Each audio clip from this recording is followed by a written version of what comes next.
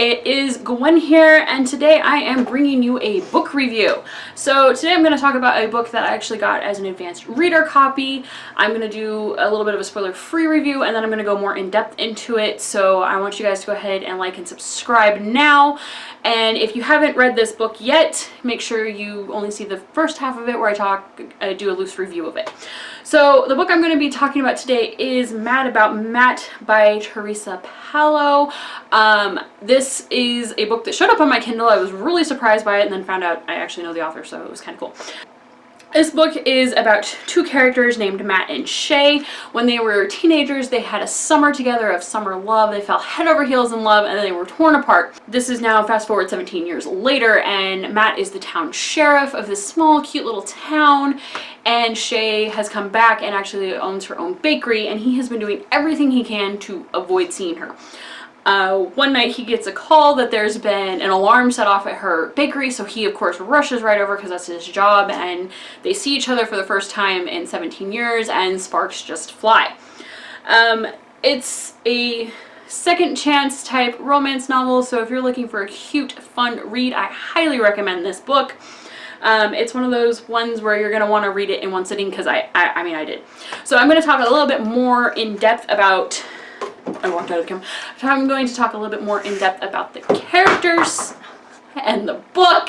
Okay, so first of all I'm going to do my rating, and my rating for this book was actually a 5 out of 5 stars. I couldn't put it down. It was such a good book, and it's the first in a series. I'm going to read every other book. Each one will be about a different character, but I'm definitely on board for this.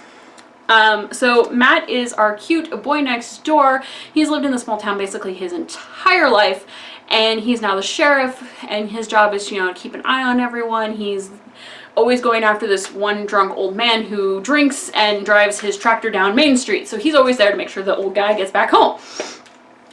Shay has moved back from New York City to the small town and opened her own bakery, which is the Sweet Dreams Bakery, which I thought was totally cute. Her bakery is completely pink, and of course Matt, every time he goes in there, feels like he has to wear sunglasses because it's just obnoxiously pink. I thought it was cute. Matt and Shay, of course, the first time they see each other is the night that her place has been broken into. It's completely destroyed, and her being like the only baker there and the owner, she feels like she has to continue to fix everything that happened, so he stays with her and they work all night.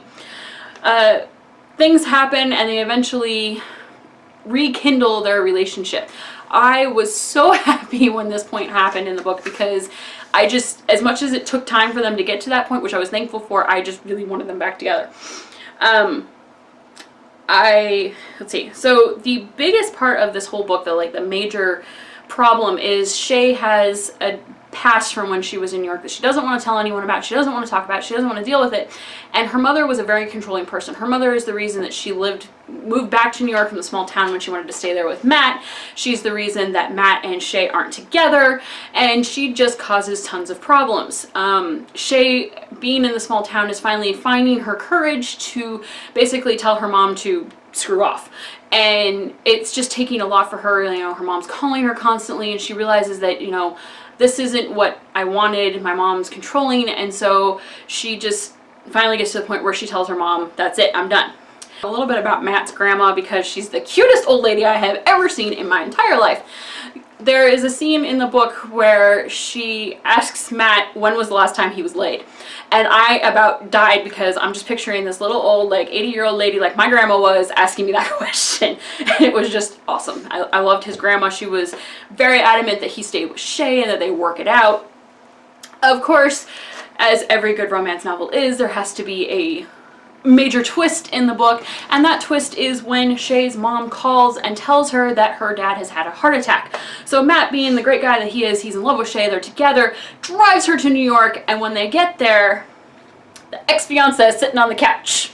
Dad's not had a heart attack, nothing's wrong, the mom was manipulative again, and basically is trying to shove her ex-boyfriend slash fiance, who stole all of her money, back on her. And of course Matt, being who he is, gets hurt by this, and he walks away and leaves Shay kind of devastated.